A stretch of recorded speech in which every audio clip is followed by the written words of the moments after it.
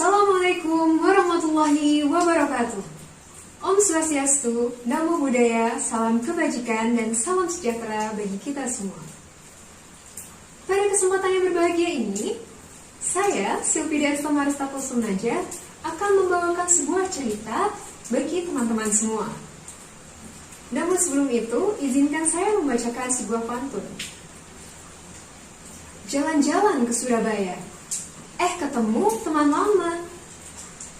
Selamat pagi teman-teman semua. Selamat datang calon pahlawan negara. Intermezzo nih teman-teman.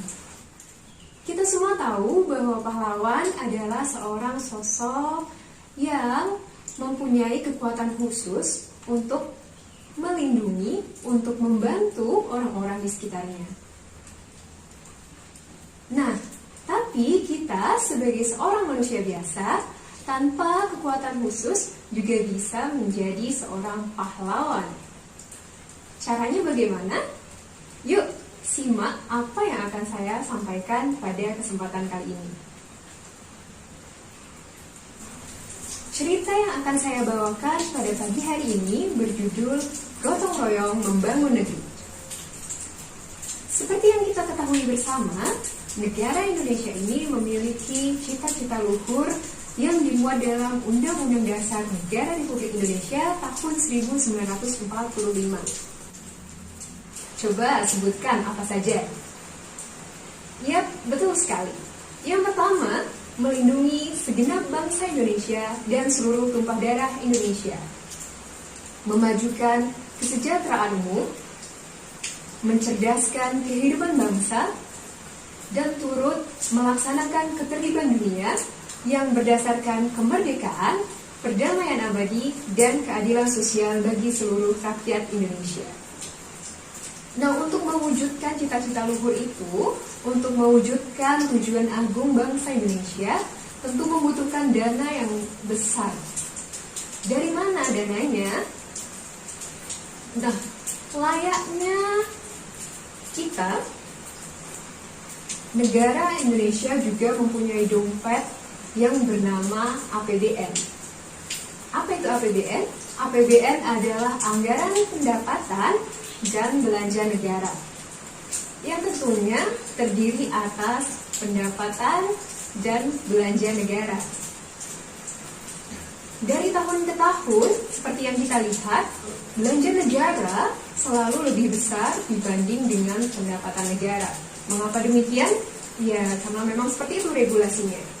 Kita harus membangun negara ini yang tentu membutuhkan biaya yang cukup besar. Untuk kekurangannya ini akan ditutup dengan pembiayaan dan akan dibahas pada pertemuan berikutnya.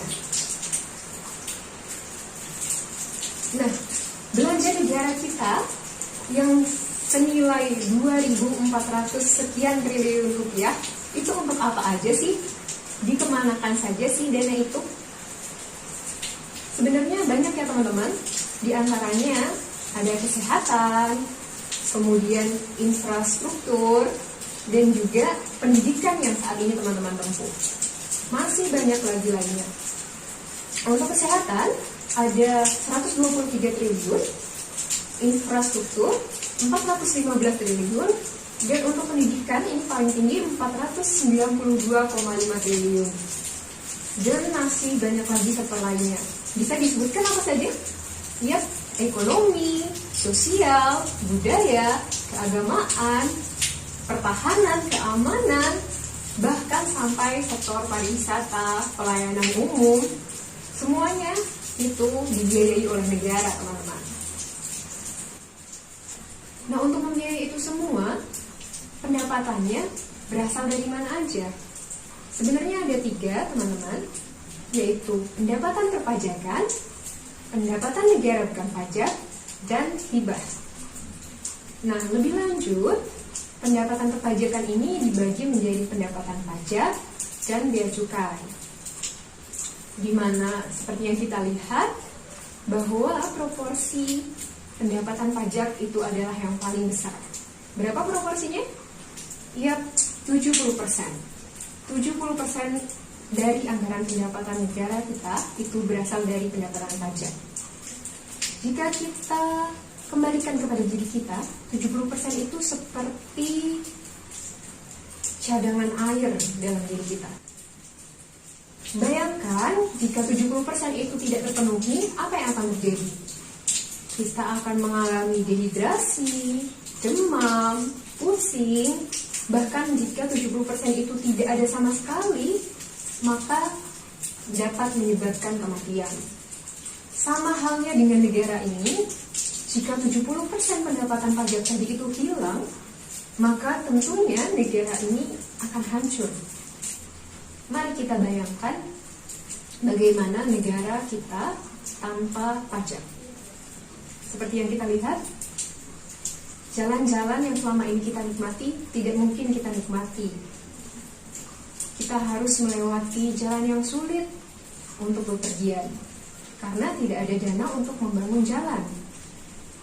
Kemudian ketertiban, keamanan yang selama ini kita rasakan itu juga tidak dapat kita rasakan karena tidak ada polisi yang menjaga keamanan dan ketertiban negara.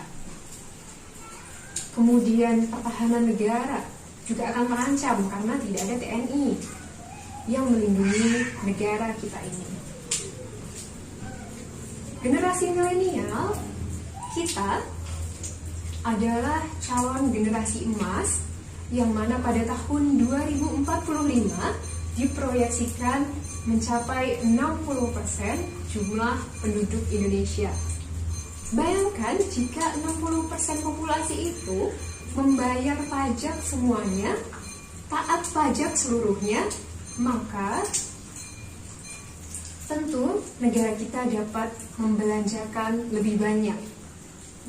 Dan impian negara kita untuk menjadi negara maju bukan hanya sebuah angan. Sebelum menutup cerita saya pada hari ini, izinkan saya mengutip sebuah quotes dari Insinyur Soekarno. Beri aku 1000 orang tua, niscaya akan kucabut Semeru dari akarnya. Beri aku 10 pemuda, maka akan kuguncang dunia. Seperti itulah peran kita semua dalam negara Indonesia. Dan begitulah cara kita untuk menjadi pahlawan tanpa harus memiliki kekuatan khusus. Sekian cerita yang dapat saya sampaikan. Atas segala salah perkataan dan perbuatan, saya mohon maaf. Atas perhatian dan antusias teman-teman, saya ucapkan terima kasih.